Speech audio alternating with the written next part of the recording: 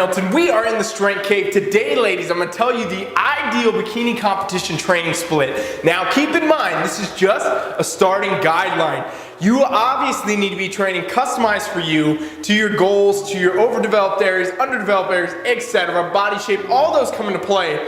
But this is going to be a great kick-ass guideline to get started if you don't know where to start. So what we're looking at, when you train for bikini, you want certain proportions, you want specific aesthetics. You got to have the right proportions and you got to get lean definition. Certain areas need to be built more than others. We're talking about glutes, hams, low back, lats, shoulders, etc. You need to create a certain aesthetic for the judges, for the criteria of the competition. So what we're looking at, the ideal training split that I would have most of you start with would be a lower body day on a Monday. So right here, Monday, you start the day off, lower body. Now this could be a glute focus, this could be a ham focus, this could be working on specific areas pertaining to you that you really know you need to bring up or work on, okay?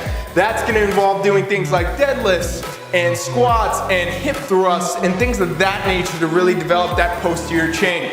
Then we come into Tuesday. What we're gonna do on Tuesday is gonna be an upper body focus, where we're gonna look at certain areas that are ideal for bikini proportions. We're talking about the shoulders, the deltoids, the lats, the back. That's gonna be your main focus on a Tuesday. When we roll into a Wednesday, we're gonna do an active recovery day, or what I'd like to do is a plyometric day. So this is a day strictly dedicated to zero weight training, not a lot of cardiovascular training. If it was just gonna be an active rest day, I might have somebody go out, take a walk, take a hike, take a run, do something fun outside of the gym.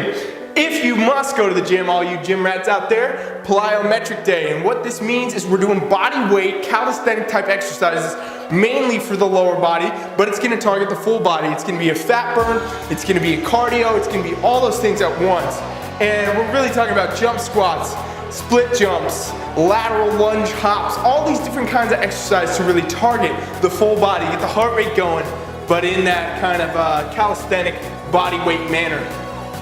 Now, when we go into Thursday, you should be well recovered because this is basically an active rest day, and now you're rolling back into your lower body day. So in this lower body day, we might continue to focus on the glute and the hamstring, etc. Or if you're overdeveloped or underdeveloped in any area, you might want to hit that specific focus. So for example, you need to bring your quads up. Could be a good day to focus on quads if you really focused on glute and hams on Monday. Friday, we're rolling back into our upper body day. Now this day you might add in a little bit of arm work. You might do a little bicep, tricep, very minimal for bikini competitors though. So make sure you keep that individual to you and your personal development. And over here, again, you're gonna focus on the target areas, the lats, the back, the shoulders, etc. And this is gonna be a little bit less intense of a day, really kind of focusing on aesthetics and drawing in proportions, tempo, and techniques. Saturday, you're going to do an active rest day. So this is going to be a day where you're not going to go to the gym. I will not let you go to the gym. You should do things like yoga, you should go outside, take a hike, take a run, spend some time with the family, the kids, whatever it is, but do not spend time in the gym. Zero lifting, zero cardio, active recovery, critical if you've really spent a good amount of time doing this here. Sunday is a full rest day, zero time doing anything.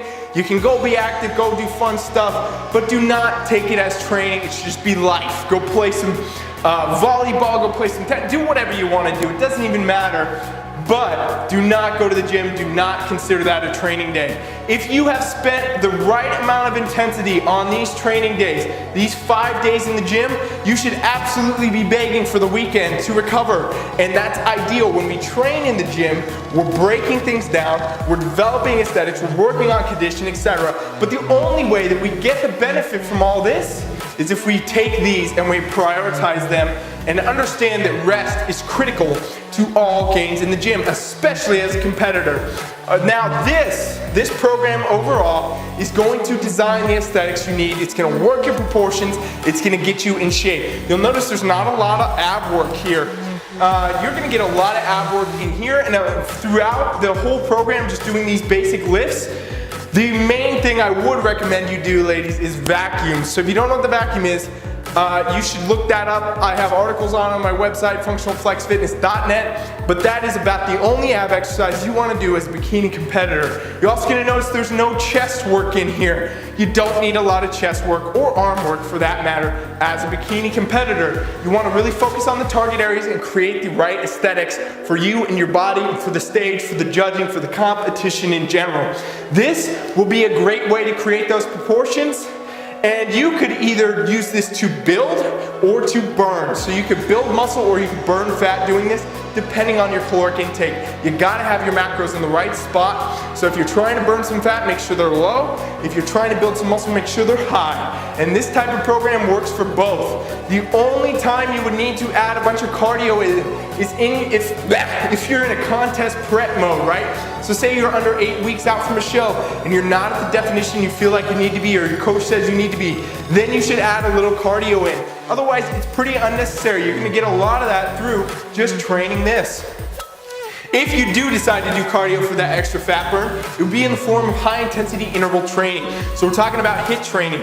1 minute maximal intensity, 1 minute recovery, and you do that for 15 to 25, 30 minutes, depending on who you are and the level you're trying to achieve. And you would only do that 2 to 3 times a week, taking 48 hours rest between HIIT training sessions. If you don't feel like you need that rest, you're not doing HIIT training.